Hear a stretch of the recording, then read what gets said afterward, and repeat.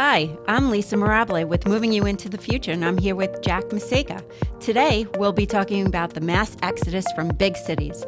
Joe Rogan, Tesla, and other companies are leaving the city.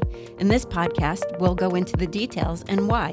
Hi, Jack. How are you? I'm good, Lisa. How you doing? It's good to see you again. Nice to see you.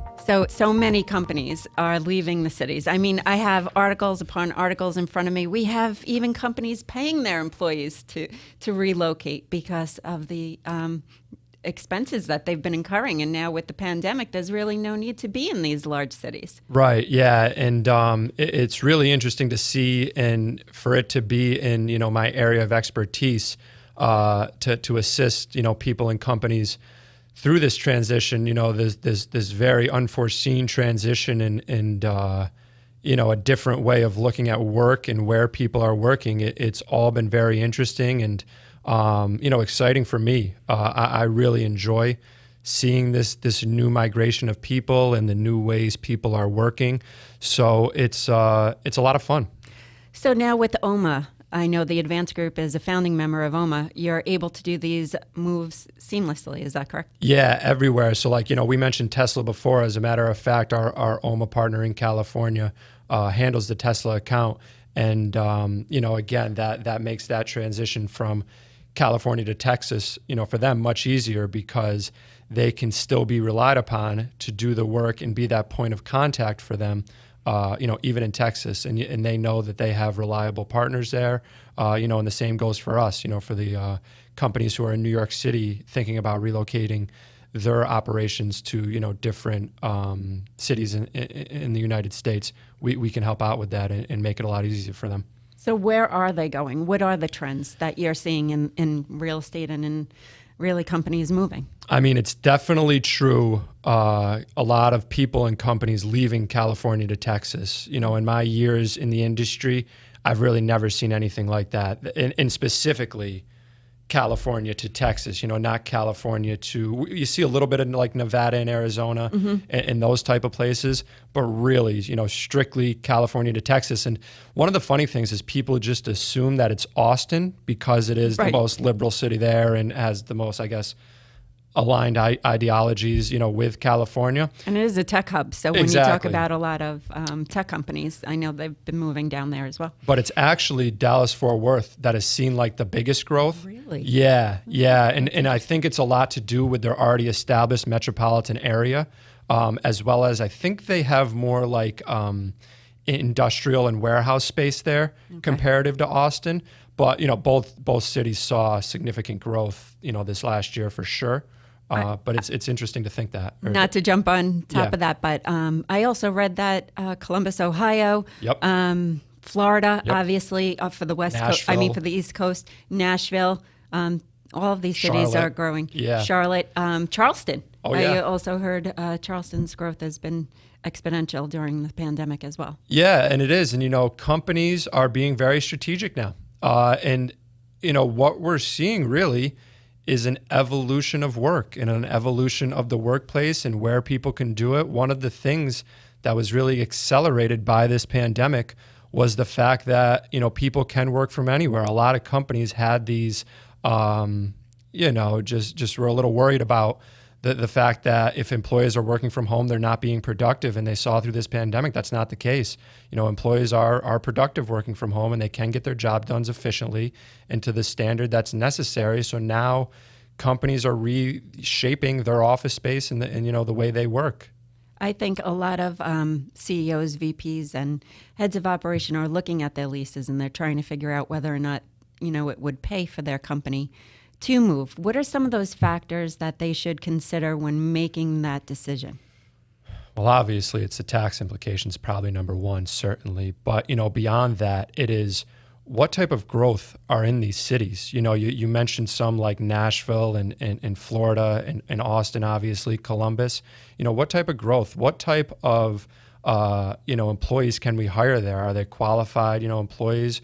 Are they close to colleges where you're getting a lot of young employees that can come out and start working? And, that's a lot of the numbers that they're looking at and seeing, how can we make this work in these different areas so that, it's not just us benefiting, the executives and things of that nature, but also employees as well.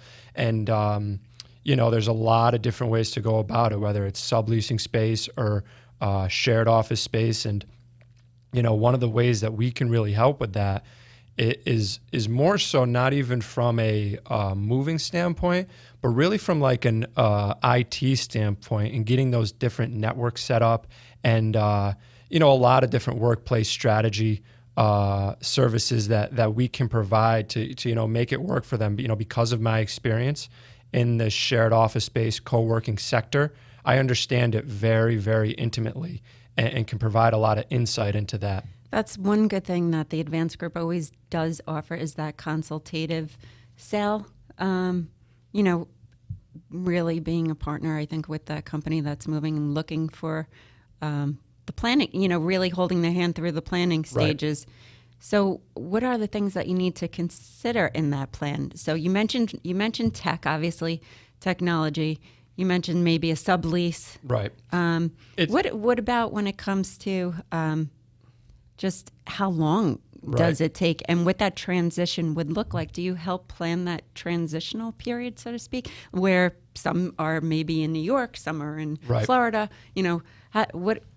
What does the Advanced Group do in that area? It does depend a lot on what the client is looking for in that regard. Like, for example, how many employees are we going to relocate down here? How many new employees are we going to hire? We can be very strategic and, again, just a beacon of resources for them to get employees relocated. Also, like timeline management throughout this. So, like, how are we going to do this in a way that we're not like rushing our employees to get down there and operational, but, strategically. And still staying and making business, right? And still doing business, and that's what's going on. Downtime. Exactly. And that's why, again, we can be a huge resource for them because we can take one less thing off their plate. While they're worrying about the business operations and stuff like that, we can handle the relocation aspect and the office space setup and the IT setup and all of those necessary things to, make that transition seamless because, again, you can't avoid the stress that is attached to this process. Absolutely. It's part of it. So rather than let that stress overwhelm you. And, when you have that leads to mistakes and just snowballs. We can be that resource to help make the transition as seamless as possible within reason too. We're going to tell you what we see works, and again, we're working with you. If you have a quicker timeline, okay, we can work on tight timelines, but we're going to tell you what's reasonable within this timeline to happen. And again, there's an old saying in construction: you can do things right, you can do them fast, or you can do them cheap. Yeah, you can't ever do all three. You can never do all three. That's right. So it's the same thing in this situation too. We can make it happen in different ways, but we just need to make sure that we're planning reasonably and whatever plan we do have in place. It's agreed upon, and you're going to rely on us to do our job, and we'll rely on you to do what's necessary on your end. So you specifically mentioned Tesla. Yeah. So Tesla has a very different move, I would imagine, than a bank or a financial institution, right? They both have different needs. One is a technology-based company, engineers, 100 employees relocating somewhere. And then a bank or a finance institution could be as little as, 20 at a time, depending on how they're moving branches, if branches are moving, or if it's a corporate office, what the plan is for that. Could be as many as 500 employees or even more, thousands of employees when you deal, at that point. So each move is different. 100%, and that's the case whether it's just one person moving or it's a whole company. Every move is different. Every person's different. You have to treat everybody as an individual, and this goes when you're even working within the company. Some executives are going to need more attention than others, and are going to be moving more than others.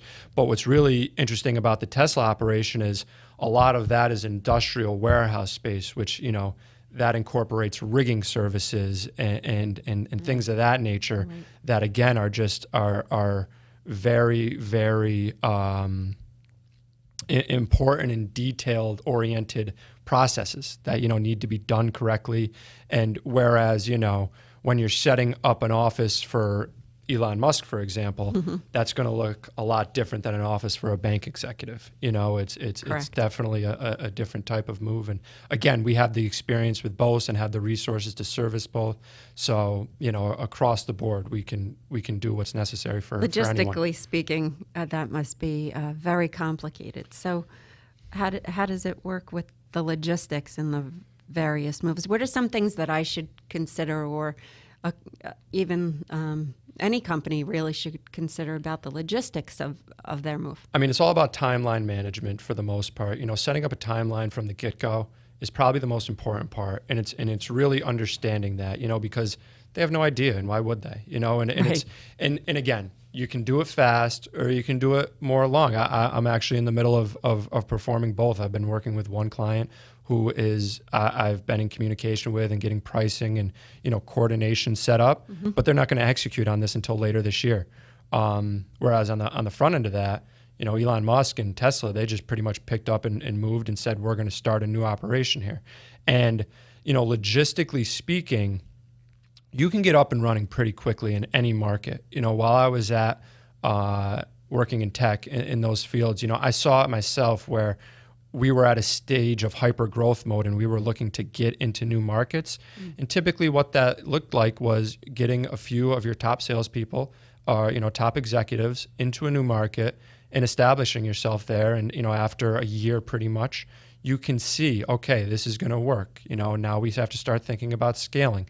Now we have to start thinking about what we're going to do for office space. Are we going to be in a shared office space? Are we going to sublease? Are we going to get our own space? How many employees do we want to relocate here now? Are they all going to come from one city? Are we going to bring them in from different hubs and bring them here? Who's even interested? So there's so many variables at play. And logistically speaking, it's just really about speaking with somebody like myself and then coming up with a timeline that's reasonable for all this, because, that's just the moving aspect. When we talk about getting office furniture set up or IT components set up, that's a whole different ballgame, because now we're talking about furniture orders that are included, 4 to 6 weeks to 12-week timelines that we need to get situated. And, okay, we're going to set up this whole office. When do we want this done by? Because that's going to dictate what type of office furniture we're going to get. Right. Are we going to get new? Are we going to get used?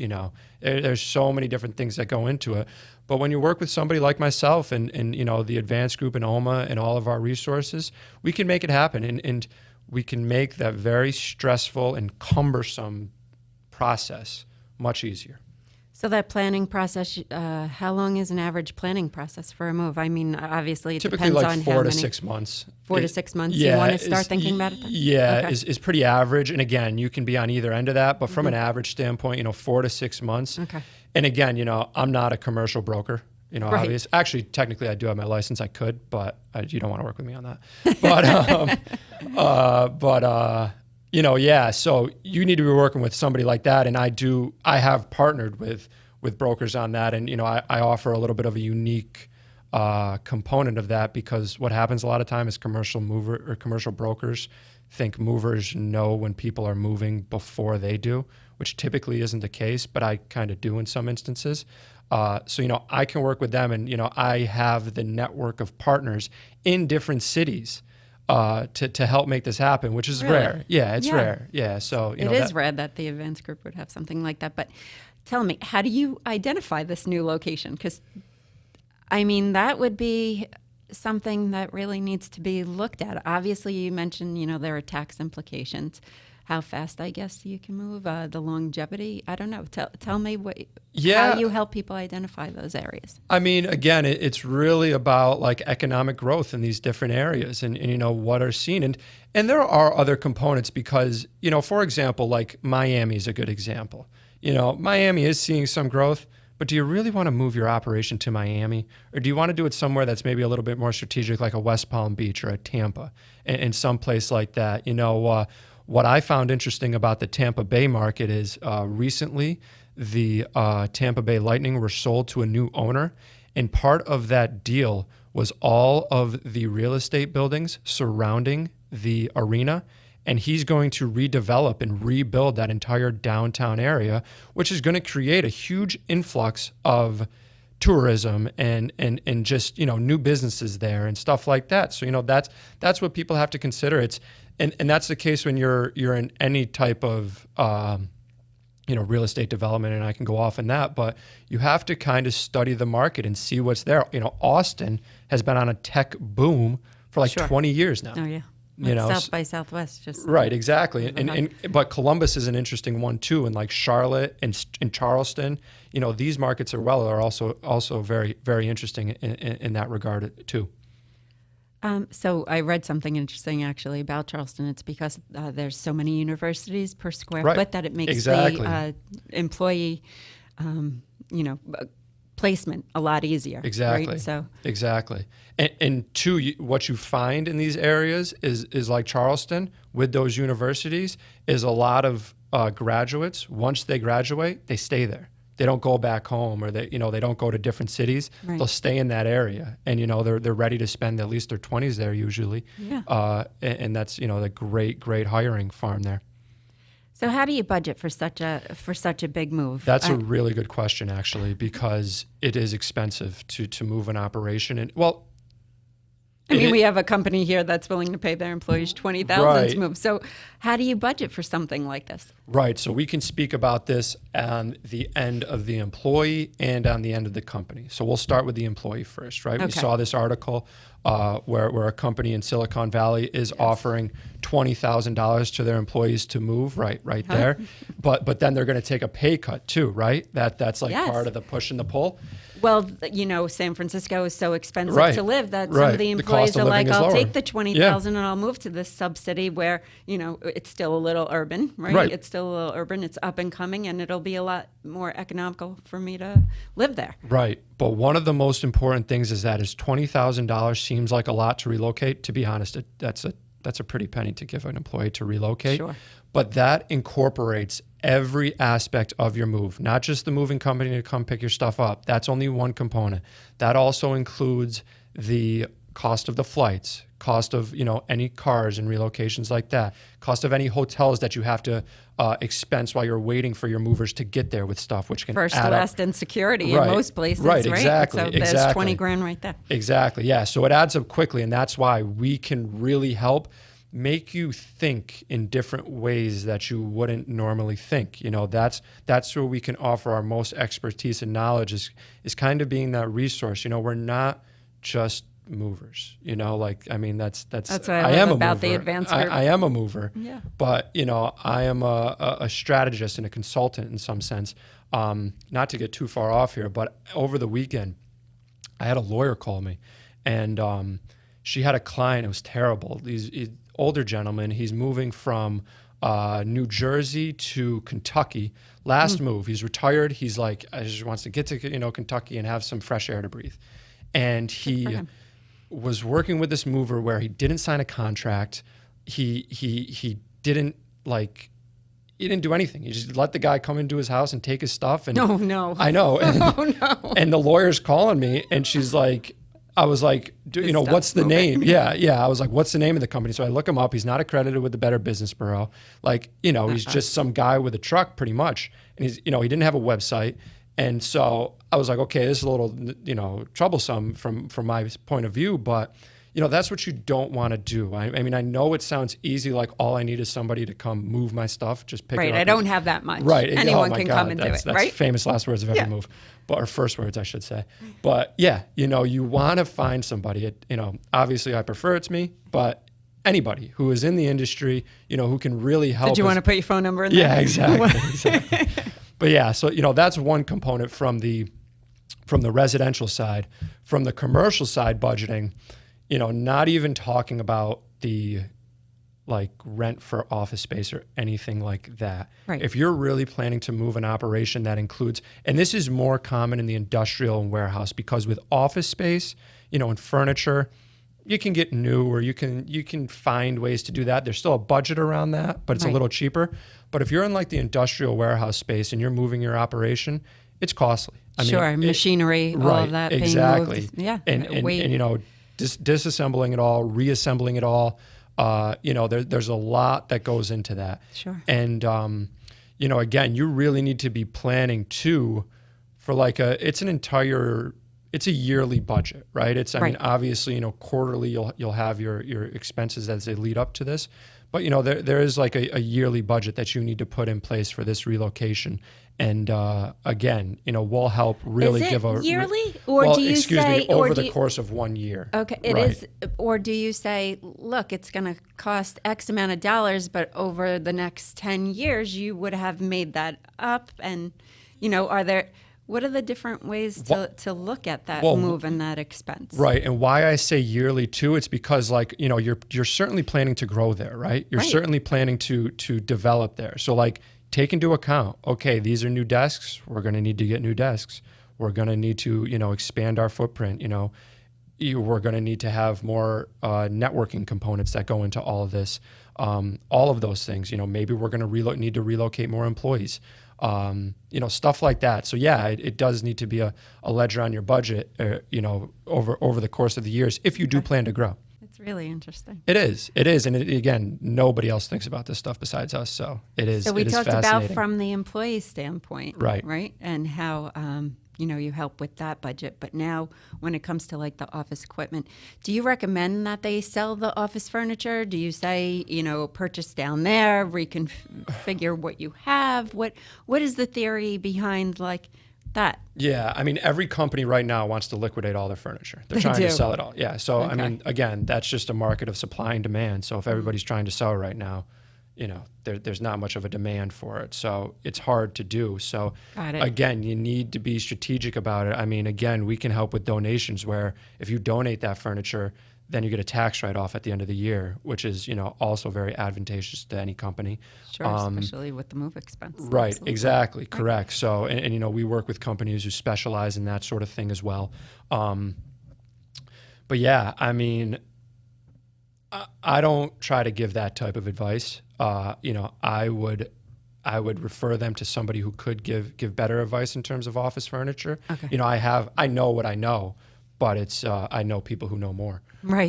So Yeah, sure. You're only as strong as your resources. right, So correct. And can't be an again, expert in everything. we say that we have an abundance of resources. Like, I mean, I know we talked about that. Like, so, I'm a good point person, through all this, especially globally.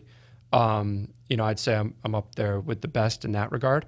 But yeah, I have the right people who can help you. And that's what I'm doing. I mean, I'm doing that with a client right now from moving their warehouse operation from California to Texas. And they're relying on me to put them in touch with the right people in order to get this done efficiently for them. So you talk about everyone leaving, the mass exodus from the city, but they're really moving not only to the metro areas, or other metro areas, but they're moving to smaller towns. Right. So that is very interesting. And we're talking about like the Joe Rogans, the Elon Musk, the executives of the world where, there's no expense spared when they move. But there are also a lot of people who are leaving these big cities and going back to, the rural communities and stuff like that. And that's really interesting as well, because I think, as we all know, small town America has definitely taken a hit over the last, however many years. So we're kind of seeing that migration back there. And these are skilled workers. These aren't just, whatever type of... Yeah, they're educated, Right, skilled workers correct. that are moving. And yeah, so it's very interesting. They're bringing new businesses and new innovative ways of thinking to these new markets, which is very fun. And again, they're creating their own ecosystem. So like, for example, Joe Rogan moving to Austin, this is just, one easy example. Before Joe Rogan got there, Austin wasn't really known as a beacon for comedians, but because he's there, he's seeing a lot of other comedians follow, and now he's opening up his own comedy store.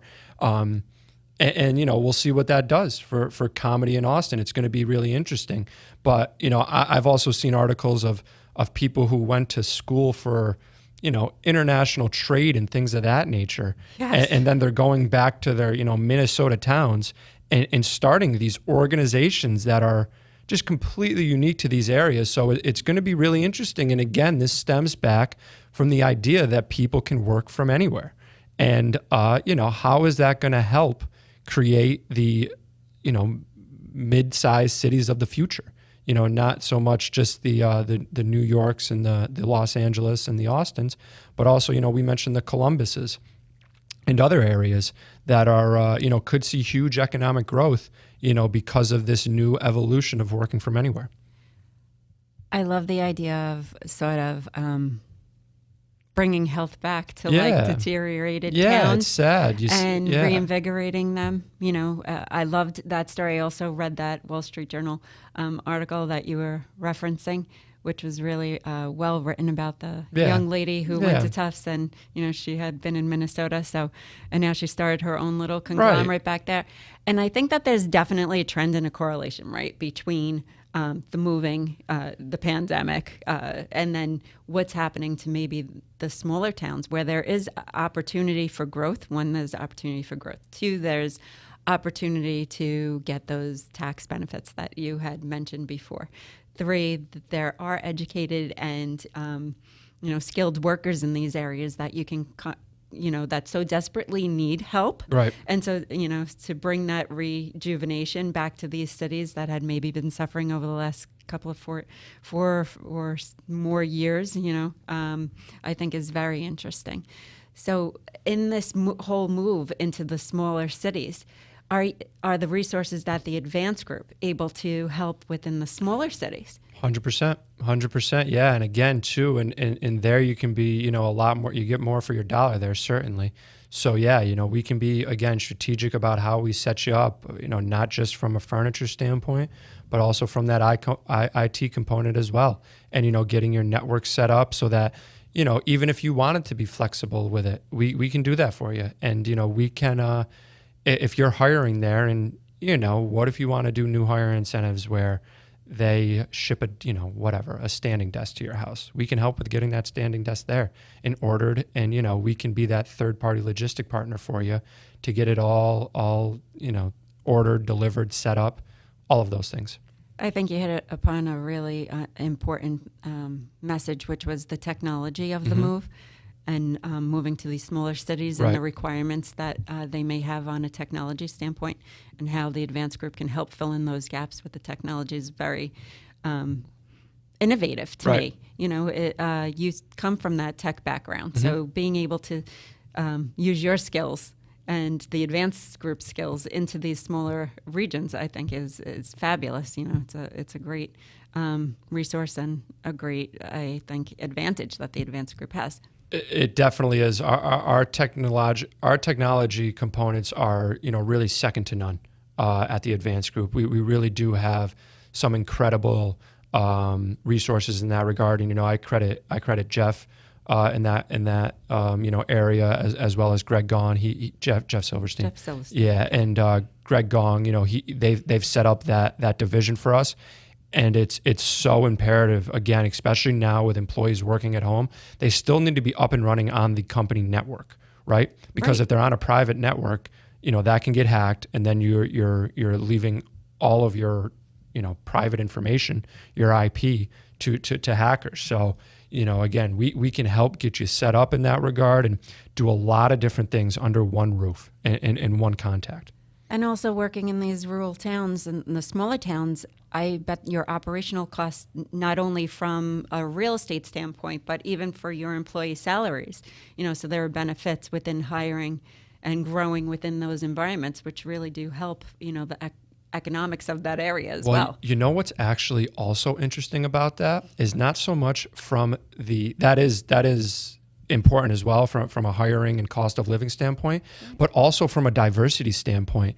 You can really become a much more diverse company if you're looking to hire, if you're capable of hiring in different cities and stuff like that, because some talent pools, just unfortunately are skewed one way, demographically. Yeah. So, from a diversity standpoint, you can really, really create these very diverse and unique teams based on where you're hiring in different cities. It's very cool. That's another evolution of all of this. Cool. Yeah, that we're seeing.